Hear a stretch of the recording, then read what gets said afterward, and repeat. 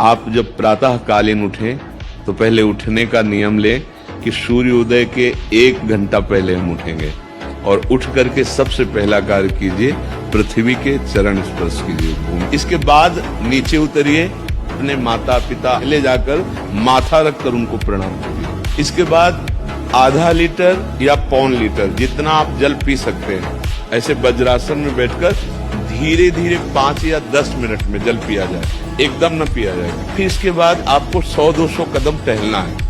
फिर इसके बाद आप शौच जाइए।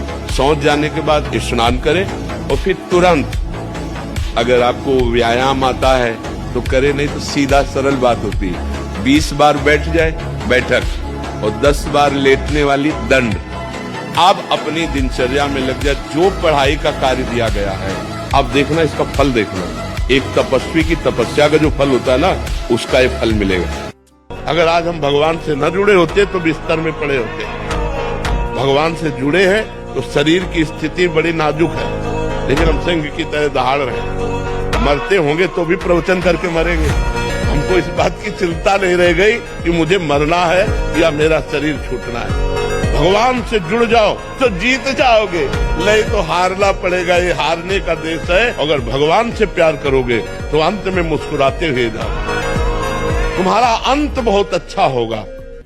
इस मार्ग के उपासक को ये समझना है कि सबके अंतःकरण का सृजन कामना से हुआ है। सबसे पहले सृष्टि में कामना हुई को हम बहुश्यामा, कामना से ही सृष्टि है।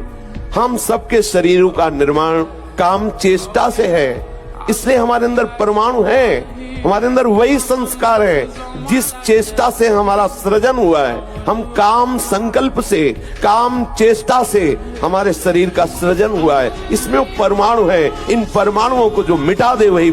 जो साधक एकांत में मनोरंजन करके अपने जीवन को नष्ट कर रहे हैं, अच्छा होता गृहस्थ धर्म में रहते, बाल बच्चे पैदा करके मेहनत करके धर्म पूर्वक कमाते और समाज की सेवा करते। यदि अखंड ब्रह्मचारी वैराग्य मार्ग के पथिक हो तो चूक ना होने पावे प्रार्थना करते हैं। इंद्रियों को शिथिल ना होने देना, मन को शिथिल मत होने देना, नहीं तो ऐसा बंधन ये बांध देते हैं कि बड़े बड़ों को सर झुकाकर चलना पड़ता है। रौंद देती है माया, ध्यान रखना।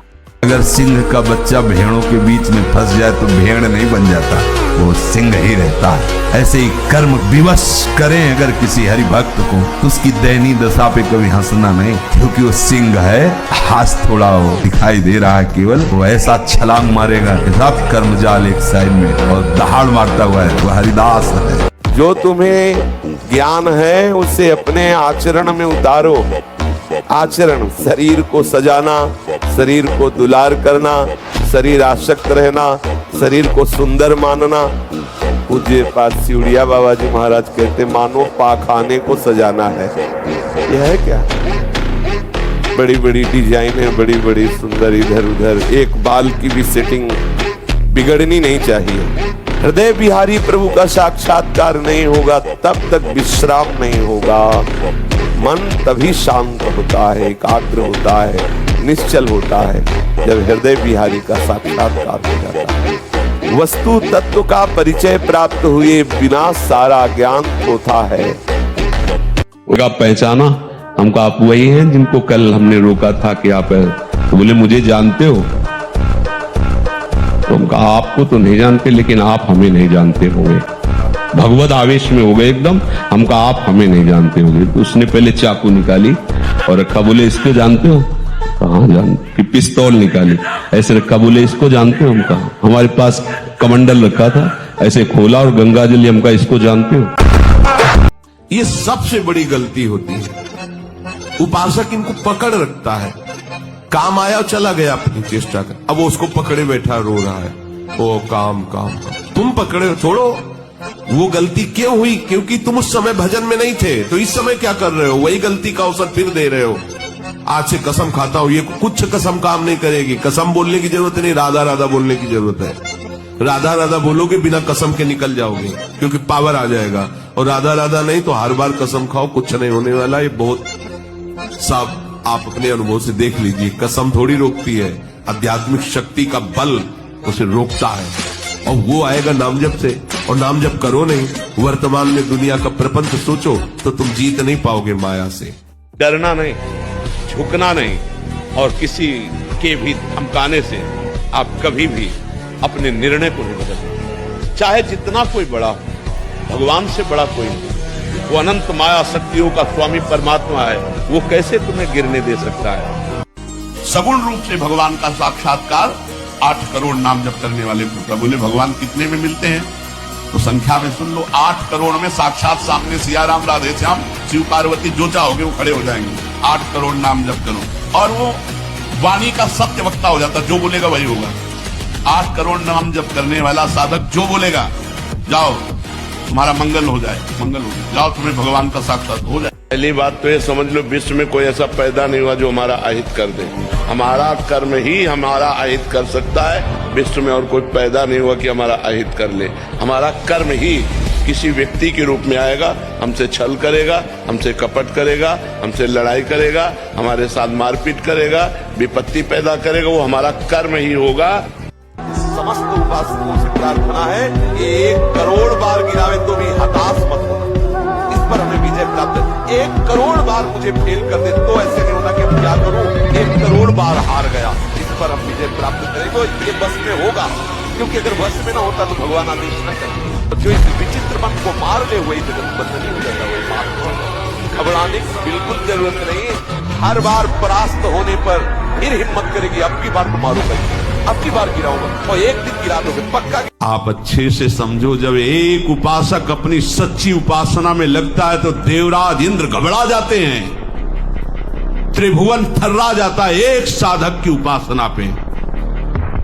फिर आप इतने साधक उपासना कर रहे हो, आपको सोचना पड़े भोग के लिए, आपको सोचना पड़े व्यवस्था के लिए, तो आप कहां हो? सोचो आप कहां हो? एक तपस्वी, एक उपासना में रत उपासक जब हिल जाता है त्रिभुवन, आप हो क्या? आप हरि के दास हो, महामहिम त्रिभुवन पति, अखिल ब्रह्मांडों के मायाधीश के सेवक हो। तुम समझते क्या हो? यदि माया से मुक्त होना है तो सहने का अभ्यास रखो। ये जरा में बहुत गर्मी, ये नहीं उपासक, गर्मी शरीर का धर्म है तो इंद्री में ताप लग रहा है। राधा राधा राधा आप कहोगे प्रवचन करने से नहीं होता। कभी बिजली नहीं रखी इस दाम में, कटवा के रखे। बहुत बार भोग चुके, इस मन की इस चाल में न फंसा जाए। इसके जैसा दुश्मन कोई नहीं है और इसके जैसा मित्र भी कोई नहीं है। मन जो विषय भोगों की सुख बुद्धि में मगन है, हृदय अंतःकरण, ये शत्रु है, बहुत बड़ा शत्रु। और जो निर्विषय होकर प्रभु की तरफ, ये बहुत बड़ा मित्र है। अर्थात ना जीता हुआ मन ही हमारा सबसे बड़ा दुश्मन है और जीता हुआ मन ये हमारा मित्र है। अभ्यास, प्रमाद स्थिति नहीं, भोगों में मनोरंजन नहीं, अभ्यास। अभ्यास विजय दिलाएगा। यही अभ्यास भगवत स्वरूप है। अभ्यास में बाधा देने वाले से राग रहित हो और अभ्यास में दृढ़ हो जाओ। क्या नहीं प्राप्त हो सकता, क्या नहीं हो सकता। हमारी अभ्यास की इतनी प्रवीणता बन जाए, जिस लक्ष्य पे हम लगे उसको हम पार करें, उस पर हम पहुंचे। भक्तों की दयनीय अवस्था पर कभी कोई हंसे ना कि देखो ये भगत थे, कटोरा लिए घूम रहे, देखो बड़े भजनानंदी बनते थे, चल नहीं पा रहे, 4 लोग संभाल। भक्त के जीवन में कभी अंधकार नहीं, कभी पराजय नहीं, हर पराजय उसकी विजय का द्योतक बनती है। अगर ये दिखाई दे रहा है कि भक्त गिरा, तो कहां गिरा ये तुम नहीं देख पा रहे, हरि की गोद में। वो बुद्धि भीम होती है जो भगवत शरणागत है, महान बलवान, जिसे विचलित न कोई भी वार, कोई भी प्रहार जिसे विचलित न कर सके। भीम बुद्धि होती है, सब कुछ सहते हुए भी पर्वत की तरह अपनी निष्ठा में अडिग रहते हैं। चलायमान बुद्धि, चाहे जितने प्रहार हो, हरि हर प्रहार का उत्तर है हरि। हर बात को आनंद मिलो, दुखी काहे को रहे, टेंशन का है? अविनाशी का बच्चा किस बात में टेंशन है? मृत्यु को भी दबका के भगा दे वो है भगवत मार्ग। जे काल बस ना परे, किस बात से? एक बार मरना, सबको मरना है। आप स्वस्थ हो, अभी 5 मिनट में एक्सीडेंट हो, मां चटनी हो जाओगे। कभी भी कोई भी कहीं भी हो सकता है। क्या रो के मरना? एक बार मरना है ना, स्वीकार कर लिया, वो एक ही बार होगा ना, जब होगा तब देख लिया जाए। आज तो मस्ती से रो, आनंद से रो, प्यारी जू का गुणगान करो, चौड़ी छाती करके चलो, राधा वल्लभ श्री हरिवन। क्या करेगा ब्लड प्रेशर? और जब ब्रह्मचर्य, ऐसा कैसे हो सकता है? बल है ना, अध्यात्म बल, शारीरिक बल की बात नहीं कहते। ऐसा कैसे हो सकता है? यदि एक बार ऐसा हुआ तो 1000 बार मैं प्रयास करूंगा और इस पर विजय। वो मतलब जिद्दी स्वभाव, एक निष्ठा उसी से आती है, उसी से।